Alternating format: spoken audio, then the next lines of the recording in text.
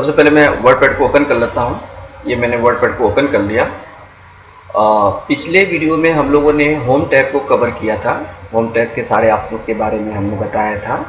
आज हम लोग व्यू टैब के सारे ऑप्शन के बारे में पढ़ेंगे, जानेंगे। तो अगर हमें इसे कीबोर्ड से खोलना हो टैबों को, तो कीबोर्ड पे अल्ट बटन को जब आप दबाते हैं तो यहाँ पे कोई लेटर हाईलाइट हो जाता है। अब उस लेटर को दबा करके आप उसको टैब को कीबोर्ड से खोल सकते हैं। जैसा कि मैंने व्यू टैब को ओपन कर लिया, अल्टर वी। अब ये जो व्यू टैब है वो 3 कैटेगरी में बटा हुआ, 3 भाग में बटा हुआ। पहला है जूम, दूसरा है शो और हाइड, तीसरा है आपका सेटिंग। तो एक एक करके सारे कैटेगरीज पढ़ लेते हैं। जूम कैटेगरी में जो ऑप्शन है इनके बारे में पढ़ लेते हैं। तो पहला ऑप्शन है आपका, इसमें जूम है। तो इसके लिए क्या करना होगा, पहले मैं इसमें कुछ कंटेंट ले आता हूँ, कुछ लिखे हुए कंटेंट ले आता हूँ। तो इसके लिए मैं चला जाता हूँ एमएस वर्ड में। एमएस वर्ड में एक फंक्शन होता है जिसका नाम होता है रैंड फंक्शन। इक्वल करके अगर मैं यहाँ पर रैंड लिख दूँ और इसके बाद यहाँ पे लिख दूँ 10, तो ये क्या करेगा, 10 पैराग्राफ का कंटेंट मेरे सामने ला देगा। ये 10 पैराग्राफ के कंटेंट आ गए। अब मैं इसको कंट्रोल ए कर लेता हूँ, सेलेक्ट ऑल, कंट्रोल सी कर लेता हूँ, कॉपी, और ये वर्डपैड खोल के कंट्रोल वी कर लेता हूँ, पेस्ट। ठीक है, ये मेरे कंटेंट यहाँ पे आ गए।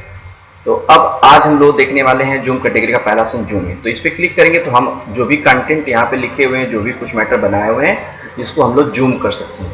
अब वर्डपैड में मैक्सिमम जूम कितना होता है, 500%। और यहाँ पे क्लिक करके यहाँ से भी हम इसको जूम रिड्यूस कर सकते हैं। ये जो नीचे दिखाई देता है आपको जूम स्लाइडर, यहाँ से भी हम इसको बड़ा और छोटा करके देख सकते हैं। तो मैक्सिमम आप 500% जूम कर सकते हैं। और छोटा करने की बात करूँ, जूम आउट रिड्यूस अगर करना है इसको, तो आप रिड्यूस भी इसको कर सकते हैं। तो न्यूनतम आप इसको 10% रिड्यूस कर सकते हैं। ठीक है, अब यहाँ पे 10% में आपका ये कंटेंट दिख रहा है, पढ़ने में भले नहीं आ रहा है लेकिन पूरा कंटेंट आपको दिख रहा है। अब मैं कंट्रोल सी कंट्रोल वी करके इसको पेस्ट कर दूँ तो देखिए ढेर सारा कंटेंट हो गया। तो क्या ये पूरा कंटेंट एक पेज का है, एक पेज में आ जाएगा? अगर हम इसको छापें तो क्या ये एक पेज में छपेगा? नहीं, ऐसा नहीं है। ये कितने बहुत सारे पेज तैयार हो गए हैं। तो अब ये हम कैसे पता करेंगे कि ये कितने सारे पेज हुए हैं? ठीक है, अभी मैं उसके बारे में बताऊंगा।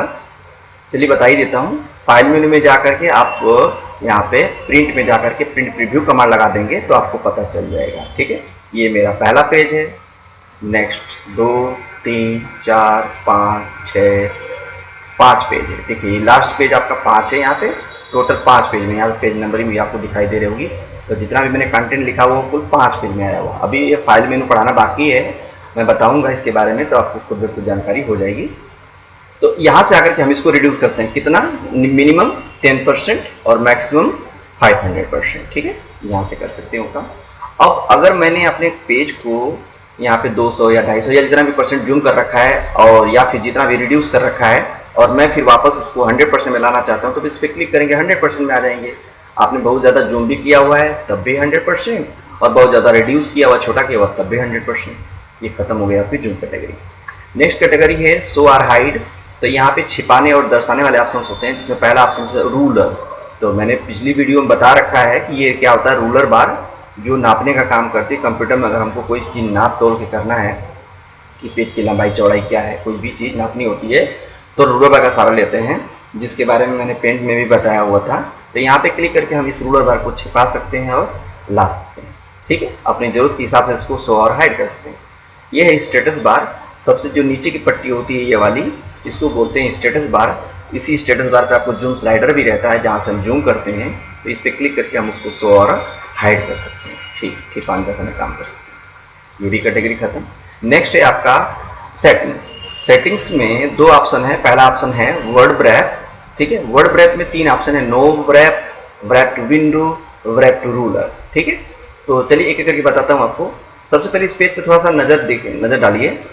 मैं पहले क्या करता हूँ, चलिए रहने देता हूँ। इसमें देखिए ये जो पेज है आपका, इसमें अगर मैं नो ब्रैप कर देता हूँ तो ये क्या होता है, ये जो हमारा कंटेंट है वो पूरा यहाँ तक आ गया है। अब इसके आगे भी अगर जाते हैं, लेफ्ट बटन को दबा करके नीचे इधर से सरकाते हैं, तो ये पूरा का पूरा एक पैराग्राफ जो होता है वो एक लाइन का हो जाता है। ठीक है, प्रत्येक पैराग्राफ एक एक लाइन का हो गया इसमें, क्योंकि नो ब्रैपिंग कर दी गई। और अगर हम ब्रैप टू विंडो करते हैं ना, तो हमारा कंटेंट यहाँ से हमारी स्क्रीन से लगाए, जहाँ तक स्क्रीन हमारी है वहाँ तक के कंटेंट में फैल जाता है। ये देखिए यहाँ अभी दाएं बाएं नहीं ढका हुआ कुछ भी, इधर दाएं बाएं नहीं, अगर ढका रहता तो यहाँ पे स्क्रॉल बार आ जाती है, नहीं ढका, वहाँ नीचे है, तो हमारा कंटेंट पूरा विंडो में दिख रहा है। अगर हम ब्रैप टू विंडो करते हैं तो, अगर हम ब्रैप टू रूलर करते हैं तो हमारा कंटेंट सिर्फ रूलर बार, जो वर्किंग एरिया हमारे यहाँ से यहाँ तक है, ये मार्जिन छोड़ करके, मार्जिन जो होता है पेज का हाशिया होता है, खाली स्थान होता है, इस पर वर्क नहीं होता है, तो ये जो जगह है इसको छोड़ने के बाद जो बाकी एरिया बचता है हमारा रूलर बार के अंदर का, ये वाला पूरा एरिया, इसी के दायरे में हमारा ये पूरा कंटेंट दिखाई दे रहा है।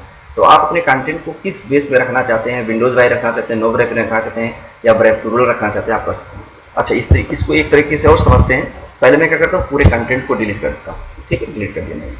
अब यहाँ देखिए ब्रैप टू रूलर है ना, तो जब मैं यहाँ पे लिखने वाला कार्य करूँगा तो हमारा कंटेंट लिखते हुए यहाँ रूलर बार तक जाएगा और यहाँ से टर्न हो जाएगा, लिख रहा हूँ और ये यहाँ से टर्न हो गया, देखिए यहाँ लिख रहा हूँ, यहाँ से टर्न हो गया, ठीक।